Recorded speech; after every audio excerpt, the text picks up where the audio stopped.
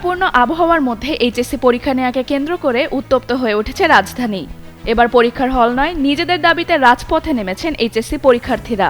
শিক্ষামন্ত্রীর পদত্যাগের দাবিতে ঢাকার একাধিক গুরুত্বপূর্ণ সড়ক অবরোধ করে বিক্ষোভ করেছেন তারা। এতে সায়েন্স ল্যাব, শাহবাগ, মিরপুর ও উত্তরা সহ বিভিন্ন এলাকায় তীব্র যানজট ও ভোগান্তির সৃষ্টি হয়েছে। মঙ্গলবার বেলা 11টার দিকে পূর্বঘোষিত কর্মসূচির অংশ হিসেবে রাজধানীর বিভিন্ন স্থানে অবস্থান নেন পরীক্ষার্থীরা।